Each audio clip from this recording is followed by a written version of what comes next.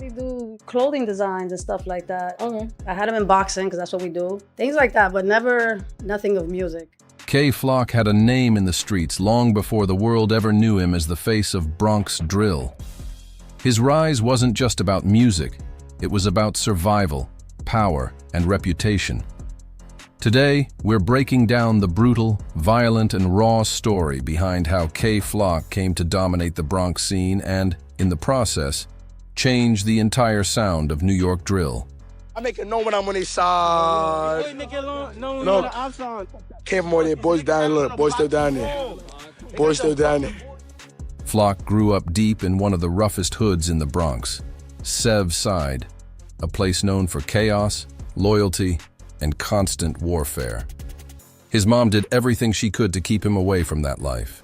She tried to guide him towards something positive, putting him into sports, getting him involved in boxing, and even encouraging him to chase his creative side through fashion. Back then, his mom truly believed her son would grow up to build a brand, not a rap legacy. See the chain, I see the face. She pictured him launching clothing lines, not diss tracks. Because at that point, K-Flock wasn't T even thinking about rap. He wasn't T trying to be an artist. He was just a kid trying to make it out. But everything changed once his homies started jumping into the booth. That's when the streets called his name. And he answered, no matter how hard his mom tried. She couldn't shield him from the streets forever. Flock got active early. We were talking 10 years old, hustling and moving around with older guys from the neighborhood. Even though he once dreamed of becoming a pro athlete, the streets had a louder influence. It wasn't T until his close friends B. Lovey and PNVJ convinced him to take music seriously that Flock started to see rap as more than just noise. B. Lovey came up out of the Cortland projects, home to the OGZ, but he spent plenty of time on Sev's side too, long before things between those two areas turned deadly. What is your reason why you don't like me?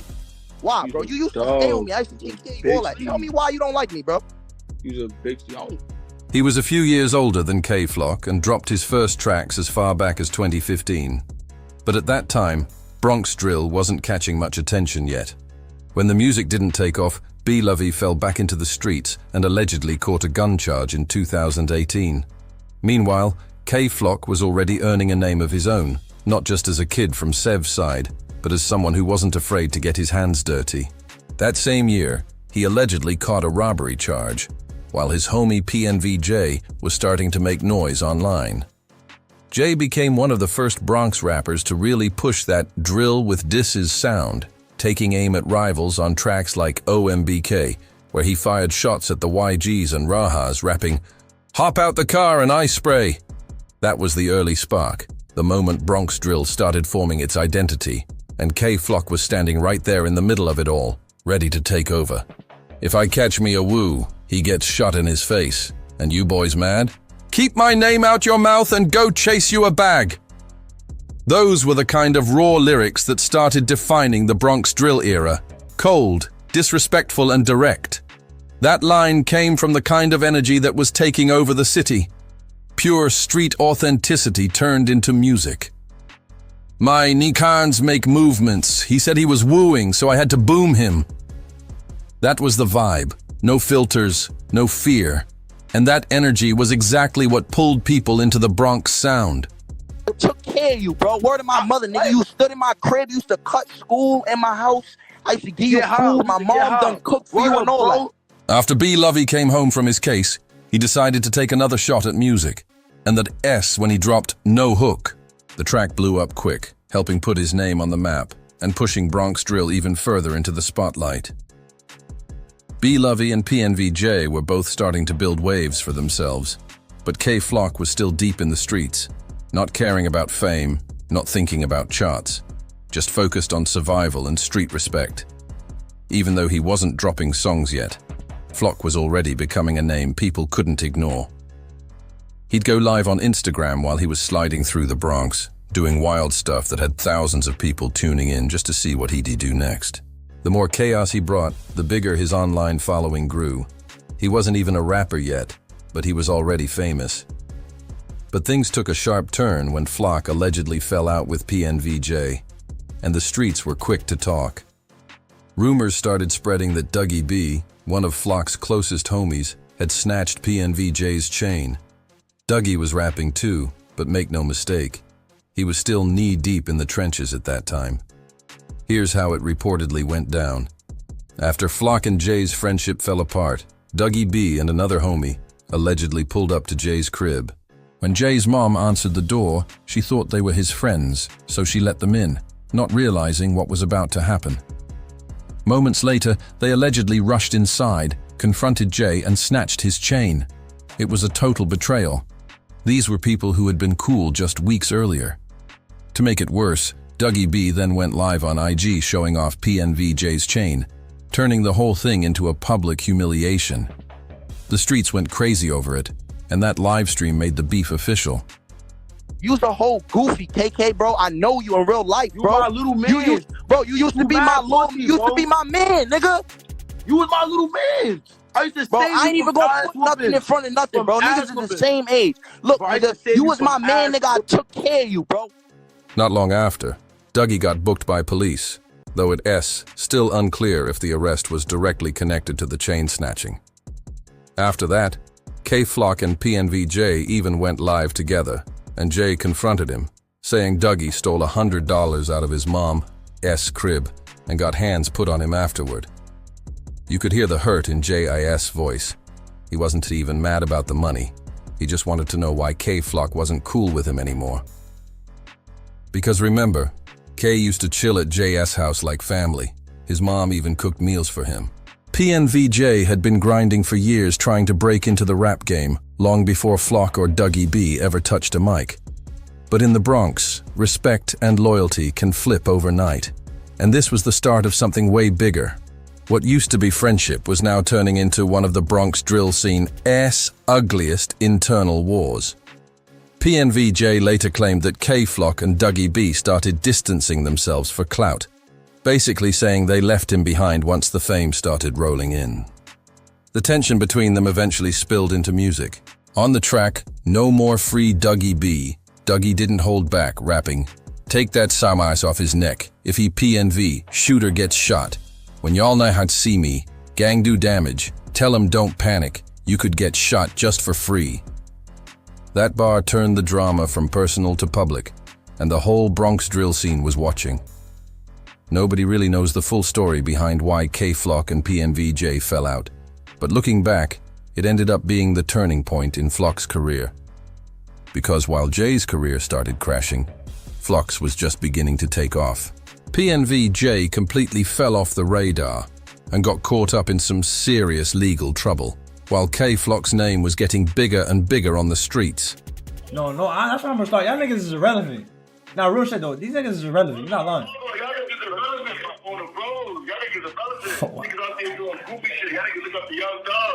Not long after the chain snatching incident, Dougie B got booked. And not long after that, K-Flock allegedly got caught with a gun and was locked up for a short stretch. Meanwhile, B-Lovey was holding it down musically, keeping the Bronx scene alive while his boys were in and out of jail. And when Flock came home, B-Lovey finally convinced him to give rap a real shot. Once K-Flock picked up that mic, everything changed. He came home with fire in his chest, enemies in every direction, and something to prove. His first track, FTO, hit like a bomb in the Bronx. At that time, Sevside had just started beefing with both the OGZ and the OYs, and Flock wasn't afraid to name names or make threats. On FTO, he rapped, "Like K and Dra, it's EK just hopped out the OJ, hit him. If he bunny hop, gang gon' spin through both ways."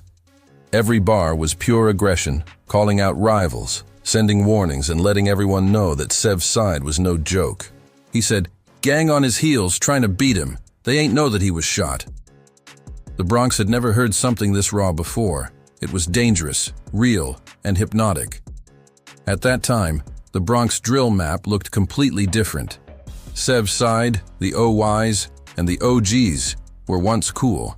They even hit the same parties, filmed videos in the same areas. But everything flipped when an OY rapper named E. Baby was allegedly seen hanging out and smoking with some of Flock AS rivals outside a party. A few people said to let it slide, that it wasn't that deep. But Flock wasn't going for it. He felt it was pure disrespect, and from that night, a new beef was born, one that would soon turn deadly. From that moment, Flock and Eat It Baby started going back and forth, dissing each other on songs, sending subliminals on live streams, and making it clear it wasn't just music anymore. What started as rap turned into a street war, and soon enough, bodies started dropping. Right around that same time, tragedy hit close to home for Flock's circle. B-Lovey's homie Diddy was shot and killed at a birthday party. Police didn't think Diddy was the intended target since he was known more as a basketball player heading to college. But on the streets, the word was different. Rumors said Diddy wasn't as innocent as people thought, and whoever pulled the trigger knew exactly who they were aiming for. After the shooting, B-Lovey paid tribute to his fallen friend on his track, If You Know, You Know, rapping, "B, it's OGZ, or OGZ hop out and I'm clutching like Ginobili. Rest in peace, Diddy, he clutched like he Kobe." The lyrics became one of the rawest tributes of the Bronx drill era, capturing the pain and pride of losing someone close while still being surrounded by enemies. The irony was, even though B-Lovey had ties to the OGZ, he still stood by K-Flock, who was now openly dissing them on tracks and IG lives. Flock was going at the OGZs relentlessly, calling them out by name, mocking their losses, and stirring up chaos. It was wild, especially considering how small the Bronx is. Everyone's connected somehow, and this kind of beef was bound to explode. And when Shay E.K. jumped in, things got even crazier. Despite being associated with the other side, Shay hopped on a track with Dougie B, creating more confusion and tension. The Bronx drill scene had officially turned into a war zone, and K-Flock was right in the center, leading the charge. Shout out to Ray Wham. Billy was cracking, and the streets knew something was coming. When Beat Diddy got killed, the energy flipped. Folks started calling up K-Flock when it was time to set the drill off.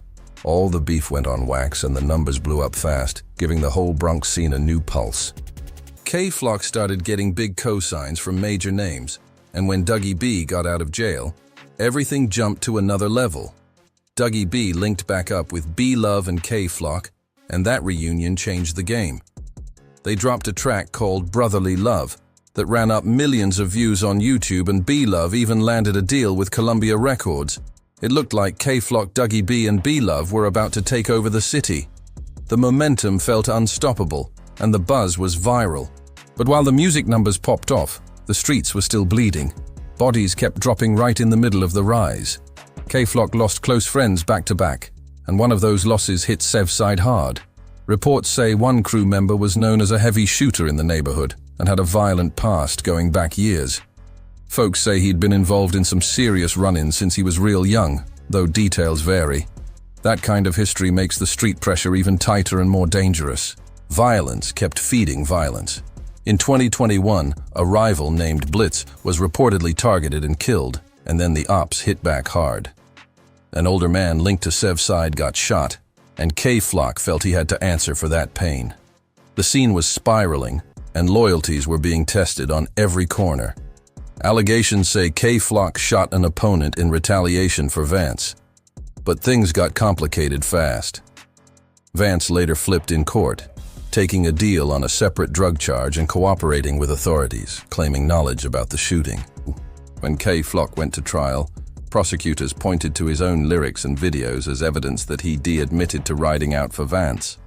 That mix of street action and courtroom receipts made the case messier than anyone expected. The rap lines and the real-life attacks were blurring. Guys put the violence on wax and then the streets mirrored it. Bars like "Bunny Hop gets to chasing, he tried to run," and shout-outs to shooters were being used against them. Names, catchphrases, and references to gear or numbers all took on new meaning when investigators started piecing it together. 1 month after Nay got killed, reports say a retaliation team slid into rival turf and opened fire. Tensions exploded across neighborhoods. Cops picked up K-Flock about a month later on a weapons charge, but he walked free at first, which made people ask questions. Rumors swirled that federal investigators were quietly building a broader case and did not want city cops interfering, so some arrests were handled with caution. Through all of this, K-Flock's rise was tied to real blood and real loss. The same tracks that pushed him to fame also left a trail of grief and court fights. The Bronx drill takeover wasn't just a music wave. It was a storm that changed lives, careers, and streets forever. There were rumors that Sev's side even went after Rod G to avenge J. Rip. J. Rip had allegedly been killed by a YG affiliate named Squeeze and Rod G, and the streets blew up after that. Rod G and K-Flock were already trading shots in songs and live streams. The tension was public and loud. The diss records and the social media jabs made it clear. These crews were at war. Some of the bars that came out sounded like direct threats and showed how ugly things had gotten. Public taunts, name-calling, and lines meant to provoke a response. Rod G fired back in his verses, and the back and forth kept escalating until real life started mirroring the music. What was once studio smoke became real heat on the block. No one ever fully explained why the beef spiraled the way it did, but the fallout was brutal. PNVJ says people started distancing him for clout, and the scene split into teams. While some rappers faded from relevance and got into legal trouble, others used the chaos to boost their profiles and rack up streams and views. The drill sound spread fast, and the numbers made people pay attention, for better or worse. Even with the music success, the streets kept exacting a toll. After the chain snatching and other clashes, arrests piled up. Dougie B was booked, K-Flock faced a gun charge, and a bunch of members from both sides caught cases. B-Love kept making music through it all, holding things together on the tracks, and when K-Flock got out, the crew reunited and dropped hits that went viral. Columbia even picked up B-Love. It looked like the Bronx had a new powerhouse crew ready to take over. But the violence didn't stop for the streams. K-Flock lost close friends back-to-back and everyone felt the pressure. One crew member, said to be a major shooter, went down, and it left Sev's side reeling. Revenge moves followed, and the cycle of retaliation spiraled into more shootings and arrests. People who'd been juvenile offenders years earlier were now facing life-changing violence and long prison cases. Then things went to another level. Rumors spread that K-Flock was linked to a daylight killing of an OY member named Waka. Reports say Flock went live on Instagram, showed where he was, and walked past a barbershop with drill rapper Shawnee Bonnie when Waka allegedly confronted him. According to footage and witness accounts, a shot was fired and Waka died in the street. Security cameras captured the scene, and it quickly became central evidence in the case. That moment was shocking because Waka was dressed like he was out for style. Jeans, a Montclair coat, unreleased Jordans, and the violence happened in broad daylight. It pushed the drama from rap feeds into police investigations and courtroom files. Once the surveillance clips circulated, law enforcement moved fast. K-Flock turned himself in rather than run, and the charges escalated to a murder probe that looked serious. When Flock was booked, the outlook was grim. But he took to social media and told fans not to worry. He said he'd be coming home soon, keeping the bravado alive even as the legal machine tightened around him. The whole saga showed a brutal truth. In that scene, the same posts and tracks that bring fame can also become the proof that brings you down. After catching the murder charge, K-Flock wasn't playing. He went straight for a big-time lawyer, the same defense attorney who once represented El Chapo. That move had people thinking he might actually beat the case. The footage showed that Waka was the one who stepped to Flock first, and the defense argued it was pure self-defense. For a while, it looked like Flock was about to walk free. But what nobody on the outside knew was that while everyone was focused on the murder trial, the feds were quietly building something much bigger. They had been working behind the scenes on a new RICO case aimed directly at K-Flock, Sev's side, and Third Side. Just when it looked like he might beat the murder and finally come home, the feds swooped in with the hammer, indicting Flock and several of his close homies on federal racketeering charges. This time, the charges weren't just about one shooting, they were about the whole operation. The indictment painted Flock as the head of a violent street organization, accusing him of putting out hits, ordering retaliation shootings, and using his music career to move money and send messages. The feds even floated the idea of pushing for the death penalty, which shocked everyone. But since death penalty convictions are rare, and most juries hesitate to give that kind of sentence, prosecutors pulled back. Instead, they said they'd go for life without parole if Flock was found guilty. Nearly everyone else in the case took plea deals, trying to avoid federal time. But K. Flock refused to fold. He decided to take it to trial and fight it head-on. The process dragged on for years, but finally in March 2025, Flock stepped into federal court facing two battles at once, the murder case and the RICO case. The government wanted to prove he was the driving force behind the Bronx War, accusing him of coordinating street violence, arming members, and using drill songs as coded messages to his crew. The prosecutors brought in multiple witnesses to testify against him. Vance Brockington, once part of Flock's circle, took the stand and claimed Flock was the one who originally sparked the beef between Sev's side, the OYs, and the OGZ. Then, in a stunning twist, one of Flock ES rival ops, the same YG member who admitted to killing Flock ES friend Nay, also testified.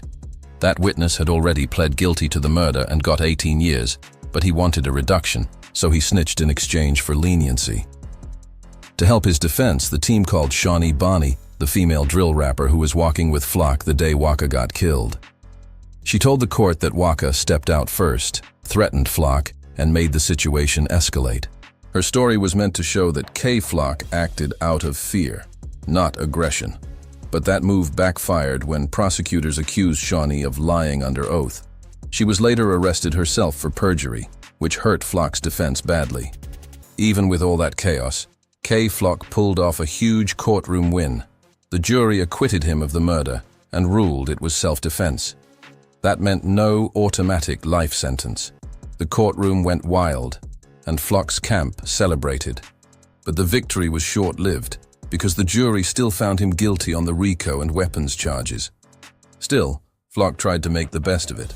He went on Instagram after the verdict, bragging that he made the judge cry and thanking his supporters for riding with him. He even posted "Death to the Rats," a direct shot at the witnesses who testified against him, which shocked a lot of people because he hadn't even been sentenced yet. Now new rumors are swirling that K. Flock might have crashed out again while inside federal custody. Word is, he allegedly stabbed another inmate during a confrontation behind bars. There's no official paperwork or video confirming it, but people close to the situation claim it could bring even more charges. And just when the Bronx thought the story couldn't get crazier, another twist hit the rap world. Young Thug's name suddenly got tied to the conversation. Thug had just come home after his own high-profile RICO case, but then several leaked jail calls hit the internet. In those recordings, Thug was allegedly dissing some of his own people, apologizing later, but then an even wilder video leaked, one showing him talking with police for nearly 2 hours.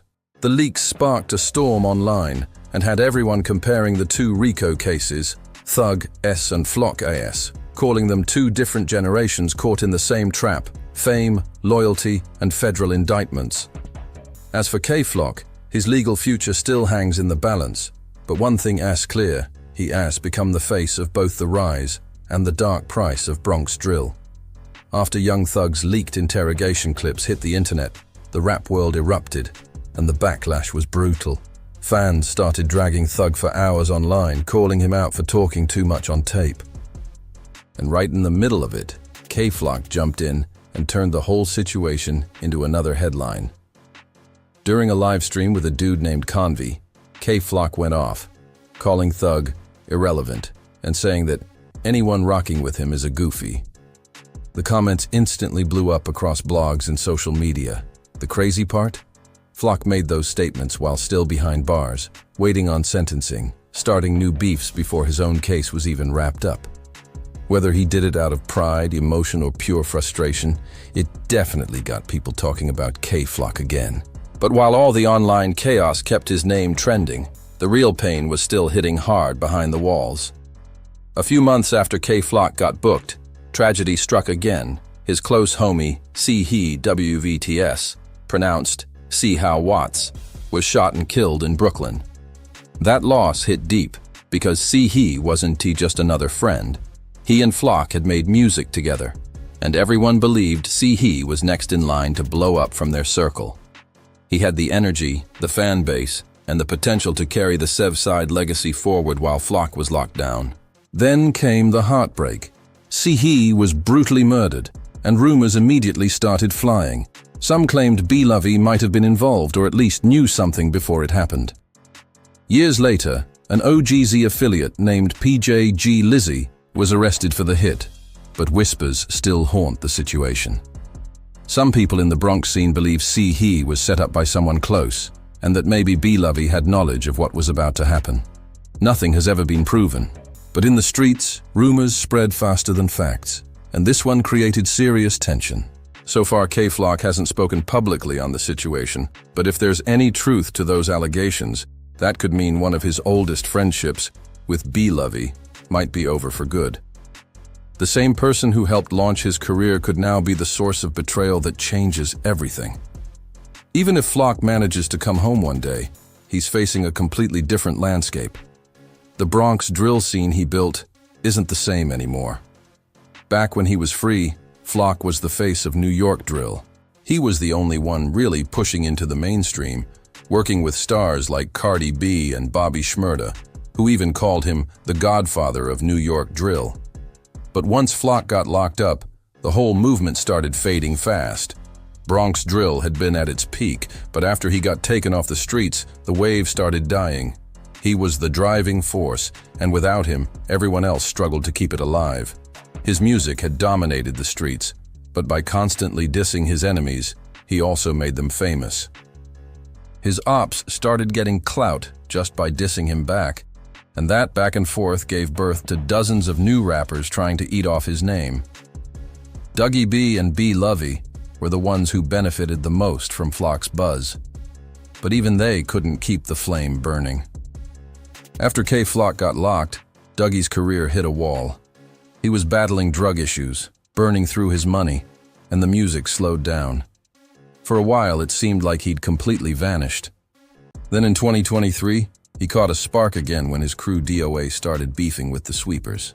The Sweepers kicked it off by dropping tracks dissing K-Flock, Dougie B, and several dead DOA members.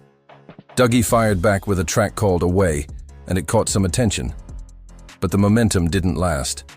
After that one small comeback, Dougie's buzz collapsed again. Things got so bad that reports claimed he started robbing his own fans for money, and now he's reportedly facing up to 25 years on 2 separate robbery cases. As for B-Lovey, his fall-off was just as rough, maybe even worse. Nobody even knows for sure if he's still on good terms with Flock. Rumors still circulate that he might have had some connection to the situation with he, and that alone made a lot of people side-eye him.